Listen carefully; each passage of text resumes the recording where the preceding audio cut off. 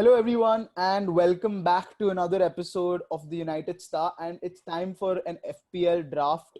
Considering the strategy of sticking to transfers and bringing players in, Manchester United and Man City players in game week 2 and game week 3, we have Shivan here to run us through what his thoughts are for the first game week, the draft for that, and then how he's going to use the transfers.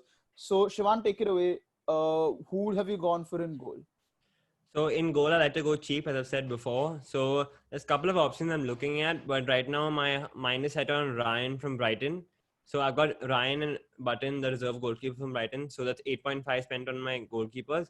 The reason I like Ryan is because I think Burnley in Brighton have a good defense this year. They've added Ben White from Leeds United to come back from loan. They've added Lamptey, who's looked quite good. So their fixtures might not be great, but I like Ryan because he gets bonus points, he gets saves, and he gets an odd clean sheet. So he's a good option. Other guys looking at what's it called? McCarthy from Southampton. He's one of the person I'm considering. But in goal, I've gone for Ryan. Now in defense, I've gone for one big hitter, which is Trent. I think almost everyone has Trent in their team. It's self-explanatory. But apart from that, I've gone for three 4.5 options.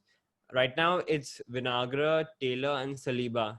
So the reason I've gone for these three is, firstly, I wanted a Wolves defender in because Wolves have one of the best goals and best defensive records last season in the league. In the restart, they conceded only 6 goals, which is the least amongst any Yeah, and there were Premier League only teams. 8 expected chances against Wolves Yeah, 8 big after restart. chances. Yeah, after restart. Yeah, and also they had the least XGA in the league last season apart from Man City. So at only 37. So they're Nuno's a defensive manager, so I want someone a Wolves defender in. I earlier had Doherty in my team as well, but now I think he's going to Spurs, so I've got him out because I don't think he'll be as attacking in a Spurs defense. So I have Vinagre in right now.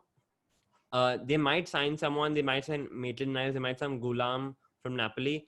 But that's something you should monitor. But right now I have him. Then apart from that, I've gotten William Saliba from Arsenal.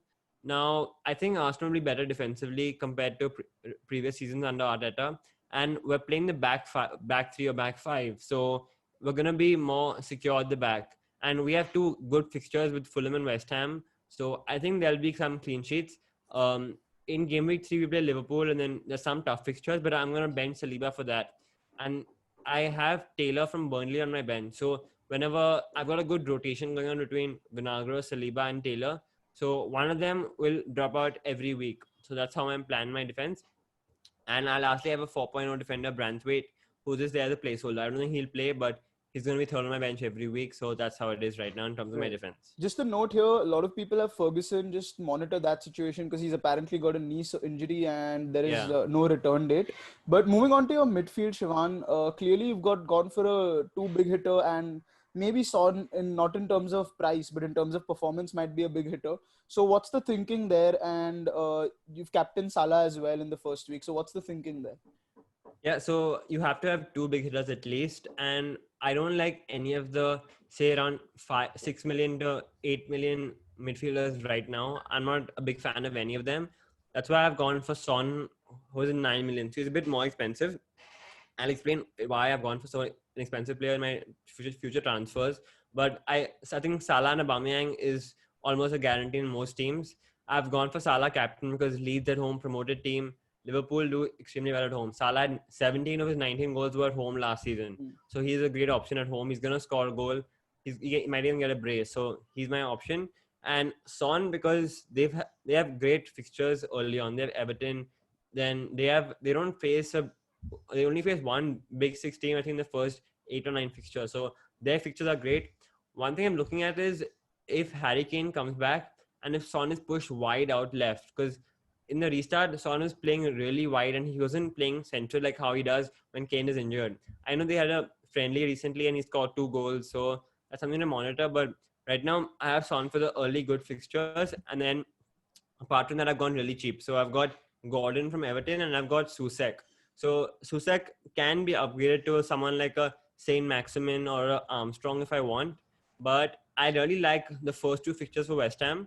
I think Newcastle aren't really good aerially, and Susek is going to be a very attacking threat in terms of all the set pieces. So that's why I've got him for the first 2 weeks. Okay, makes sense. And up front, I think you've chosen a sort of, you've got Timo Werner as your premium striker, and Jimenez as the consistent player, and Mitrovic is, of course, the sort of FPL legend from 2 seasons ago. So, what Yeah. are your thoughts on that? So I think Werner is set in my team. Like Chelsea are going to be so attacking this season. Like their transfer window this season has been crazy. They've really bolstered their squad. And actually, I want two Chelsea forwards going, sorry, going forward. But right now, I only like the look of Werner. But I think he's set in my team. He's going to be on penalties. He got 34 goals last season in all competitions and 13 assists. Mm. So he's going to be great, I'm sure. And we know how good like players coming from the Bundesliga have been. So Aubameyang came in and he did really well. Pulisic has done really well from the Bundesliga. So I don't have any doubts Werner will do well. So he's a sure shot in my team. Mhm. Then in terms of Jimenez, I want a Wolves attacker because firstly they don't have Europa League. Last season Wolves struggled a bit at the start because they had Europa League, so they played every midweek as well. But Jimenez is the real talisman in the Wolves side, and he's going to get you goals, assists, and if Wolves score, it's Jimenez should be involved. So that's one reason I'm going for him. I'm considering Danny Ings, but I'm not sure if he'll be able to keep up what he did last season. So that's why I've got Jimenez in right now. And they have great fixtures in the first 9 game weeks. They only faced one team in the Big Six, which is City in game week 3, I think. Mm. Apart from that, it's like a great long run of fixtures. That's why I have him in. And lastly, I've got Mitrovic. So this is kind of a punt because they don't have great fixtures. They have Arsenal and then they have some decent fixtures after that. But I think Mitrovic will do really well in the Premier League because he's the talisman. He's on penalties. Everything will go through him. If Mm. Fulham must score, you can probably bet that Mitrovic will be involved, and that's why I've gone for him. I have considered maybe if Ryan Brewster from Liverpool, if he goes on loan somewhere to another Premier League club, he's only 4.5. So that's one option you should look at in case something happens. But otherwise, right now I'm pretty set on playing 3-4-3 and having these three strikers in my team. Right. Shivam, just a question: is Harry Kane and it at all entered your thought process?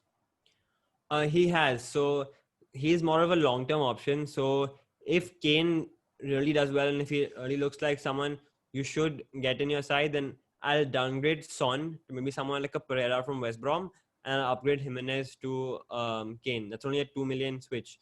The good thing about Kane this season is really cheap. It's only 10.5. So you can get him in more easily. So if Kane looks essential, then I'm going to have him in my side for sure. Right. So now let's move on to how you're going to make these committed transfers, so Yeah. to speak. So in game week 2, what transfer are you looking to make, and are you looking to take a -4? I'm going to take a -4 in game week 2. I might take that in game week 3, but I'm not sure yet. But I think I want a United attacker in game week 2. They're playing Crystal Palace at home. Crystal Palace have been terrible defensively after the restart, and they don't have. I think Ferguson is injured. I think Van Aanholt is also injured. So I want a United attacker. Unfortunately, I don't think I'll be able to afford Rashford or Martial or Fernandes. So I'm gonna have to go to Greenwood. So I'm gonna remove Son for Greenwood in game week 2, and then in game week at least give me 1.5 million in the bank. Then in game week But 3, Shivan, in game week 2, just a question: would you at yeah. all consider dropping Salah for maybe a Bruno Fernandes? No, not at all. Because Salah is my captaincy option in game week 3 and 4. So in game week 3, City have and Liverpool have Arsenal at home, and they always do really well against Arsenal. And I think in game week 4 also they have a nice fixture. So Salah is going to be in my team for the foreseeable future. I think Fernandes overperformed last season. He got penalties. He got like some out of world assists because he passed to Martial or Pogba and they scored a screamer. So I think he'll do well. I don't think he'll do as well as Salah and Aubameyang and City assets. So I'm not going to look at Fernandes right now. If he looks essential and if he looks worth the price in the first 5-6 game weeks, I'll get him in. But right now I'm sticking to Greenwood. Okay. And in game week 3, then would you take Aubameyang out, because then the tough run of fixtures start there? Yeah, then Arsenal have their tough away games too. I think they're playing Liverpool, City, United, Tottenham away all in consecutively. So I'm going to remove Aubameyang and get in. I think I'm going to getting Raheem Sterling. He's the one I'm looking at right now. It could be De Bruyne easily. So that will give me 2 million in the bank, and I can upgrade Susek then to someone like Pereira or Foden or even Mason Mount if he looks good, someone like that. So That's how I'm playing with my money. So both these moves, Son to Greenwood and Aubameyang to De Bruyne or Sterling, they're downward moves. So that gives me enough money to be flexible. Now, if someone else looks essential, so say if if Vardy looks really good for Leicester, or if someone else from Southampton, if like Danny Ings looks really good, then I can upgrade Mitrovic to Danny Ings, say. So that's my plan right now. So Right. I'm making these downward moves, which gives me enough money in the bank to be flexible elsewhere in my squad. Right, right. I think I quite like your strategy, and I think I suggest this strategy a lot as well. Commit to your transfers, make them, and then if you have to take a -4, take it. Because Yeah, imagine that Aubameyang, you don't have Aubameyang in the first week, you have Kevin De Bruyne on your bench. Aubameyang gets 10 points in the first week, which is very much possible. It's absolutely foreseeable yeah, that he gets about 10 points in the first week. And then even if you have to take a -4, it is actually better than not having Aubameyang in your team at all. So that's yeah, something that you should think of. And going forward, do think of what Shivan said about Bruno Fernandes maybe being overpriced. Maybe think about Harry Kane as well.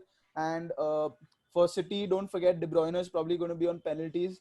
So, and he is the most consistent midfielder from 2 of the last 3 seasons. So do think of yeah. that as well. So yeah, that's about it, guys. We will be talking about one of other strategies that to use a wild card in our next video. So do watch out for that and see how you can build your team for the wild card. And again, the FPL Manchester United Star League is there, and the links are in the description. Join it. Almost 50 people have joined it now, and the winner gets a jersey of their choice for next season. So do join that. The links are in the description. Stay tuned to the channel for more tips, and we'll see you soon. Thank you. I see you.